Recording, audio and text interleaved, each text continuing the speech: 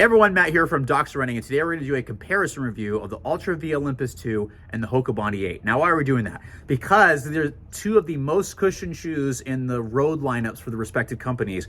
They're also solid, really cushioned running shoes, as well as really good walking and standing shoes. So I think these are going to expand beyond running, and you're going to see a lot of people with these on their feet that are not runners, that just trying to get through a day. If you work long hours on really hard surfaces and you want a lot of cushion and protection, these are both going to be really good options, but they have some key differences that I thought I would go through to help you decide which one might be better for you. So let's start off with specs first. Men's size 9 over in the Altra VIA Olympus is going to be coming in at 11.4 ounces. Women's size 8 is 9.6 ounces. Over in the Bondi, that's going to be 10.8 ounces for men's size 9, 8.9 ounces for women's size 8. Stack height in the VIA Olympus 2 is going to come in at supposedly 33 millimeters in the heel and forefoot. I feel like it's much taller than that, not just because of the sidewalls.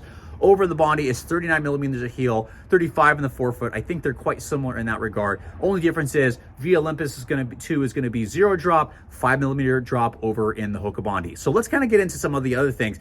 Cushioning wise, kind of similar. There's a little bit more bounce in the VIA Olympus 2. Despite the heavier weight, they actually feel fairly similar because they're still kind of more traditional EVA over in the Bondi. So a little bit more bounce over the VIA Olympus that makes it feel a little bit lighter. Fairly traditional foam over in the Bondi, but just a lot of it in both of them. Ride wise, two really nice heel bevels that make for really smooth running or walking heel transitions.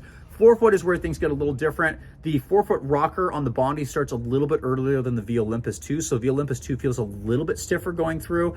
The Bondi feels a little bit smoother. So if that's something you like or dislike, hopefully it helps you make a decision on which one feels a little bit better for you. Again, going back to midsole, just a little bit more bouncy midsole over in the VIA Olympus, which again, makes it feel a little bit lighter. I know I just said that, but I figured I'd repeat myself because I really want to emphasize that.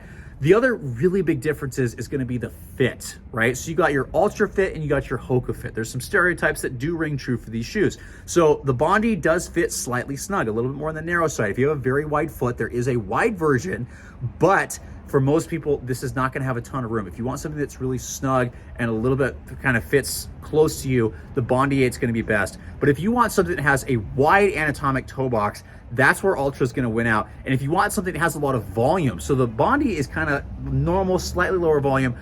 The Altra VIA Olympus has a ton of extra volume. I had to like lock down laces a little bit here to get a little bit more secure fit. But in terms of all day stuff, if you're standing on your feet and your feet swell a lot, the VIA Olympus is probably going to be the better option if you want to be able to handle 0 drop. And that's the last thing that's really different is Altra VIA Olympus is low drop. You need to be able to have enough Achilles length or want that kind of lower good ankle mobility to use the VIA Olympus. The Bondi, while it is also lower drop, it is 5 millimeters, so it's going to take a little bit of pressure off your Achilles if that's something you want in addition to the massive rockers.